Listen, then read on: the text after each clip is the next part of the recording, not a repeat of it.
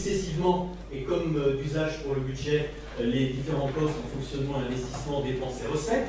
Donc on commence par les dépenses de fonctionnement.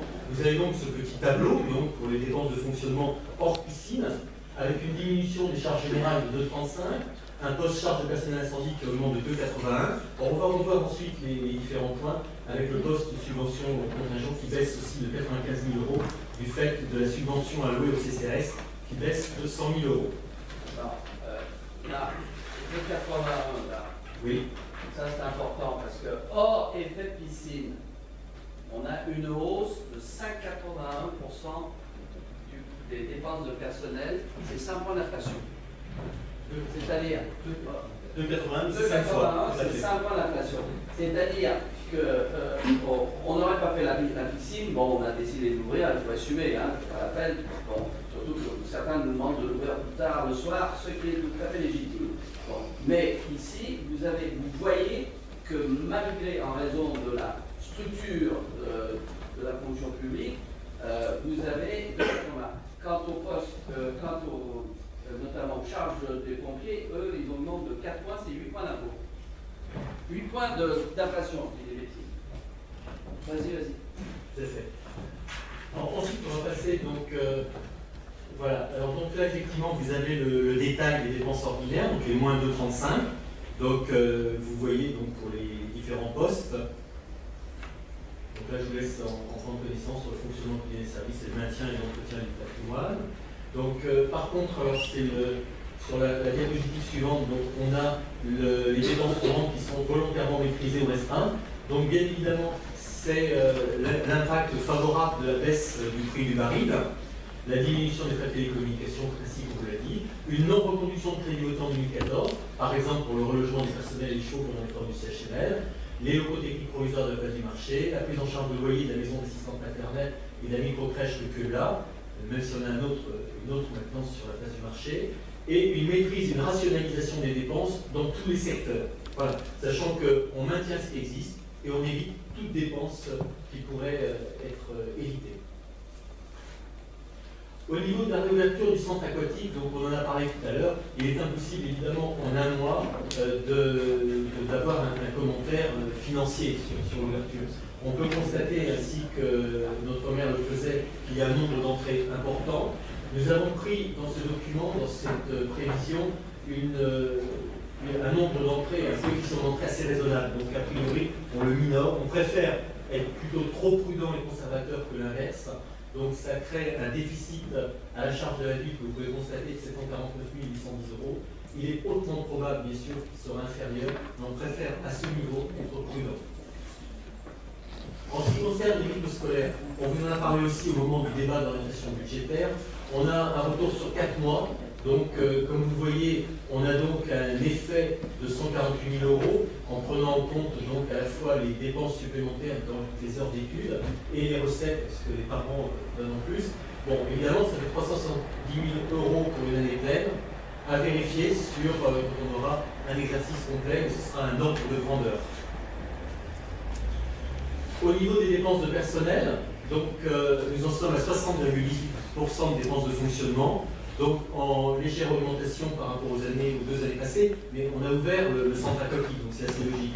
On a une moyenne aussi un tout petit peu plus élevée que pour les communes de même strate, mais en raison aussi d'une priorité qu'on a souhaitée pour les services petite enfance, avec du fait des normes d'encadrement, un nombre de personnel, afin de permettre les 365 places dans les crèches municipales, mais ce qui constitue pour beaucoup de familles, bien évidemment, un atout de notre commune. Également du fait de niveaux élevés de services rendus qui sont gérés en régie et non pas en externe. En dehors, donc, effectivement, de la réouverture de la piscine, comme je vous disais, donc les effectifs restent constants. L'évolution de la masse salariale, donc hors piscine, 32,76. Alors, par contre, ce qu'il faut voir, c'est ce que je disais tout à l'heure, c'est qu'il y a tous les éléments extérieurs qui s'imposent à nous et nous ne sommes pas maîtres. Donc, il y a notamment les nouvelles grilles indiciaires de catégorie C. Et là encore, de ma part, aucune critique sur le fait qu'elles augmentent. Mais je veux dire simplement qu'elles s'imposent à nous, on n'a pas le choix. La hausse des cotisations employeurs, là c'est déjà un peu plus critique sur ce point. La hausse de la cotisation d'assurance du personnel et bien sûr l'organisation des 4 tours d'élection. Ça aurait été bien qu'il n'y en ait que 3. On peut me nommer dictateur, c'est encore mieux. l'évolution de la masse salariale, donc les décisions par contre qui relèvent du choix de la collectivité.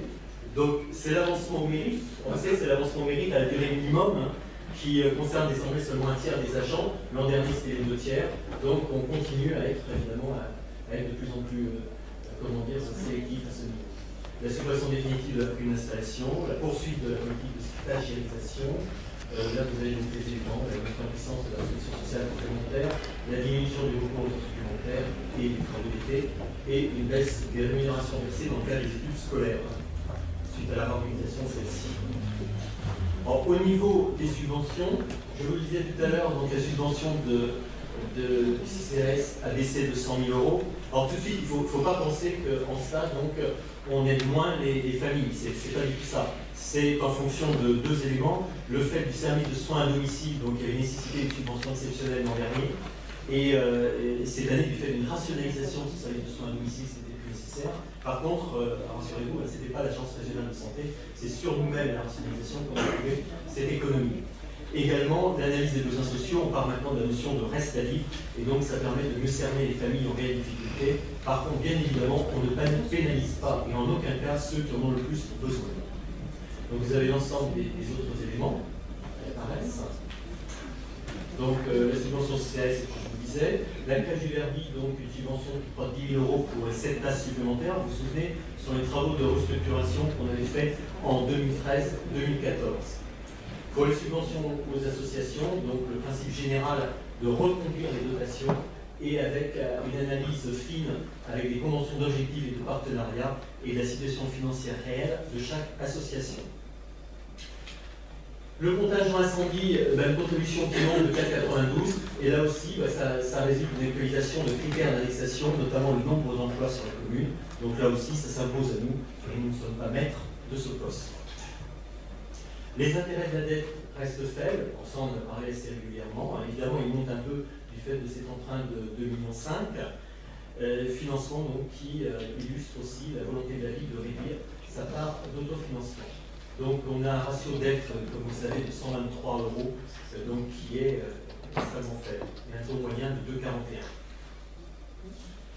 L'effort en faveur du logement social, donc vous savez le prélèvement annuel de solidarité auquel nous sommes soumis, d'environ 310 000 €, mais comme on a un reliquat de dépenses liées aux subventions pour surcharge foncière, qui avait été versé effectivement en 2012, 2013, 2014 à la SAM et à Espacil, tout ça nous permet de ne pas quitter ce prélèvement et a priori jusqu'en 2017.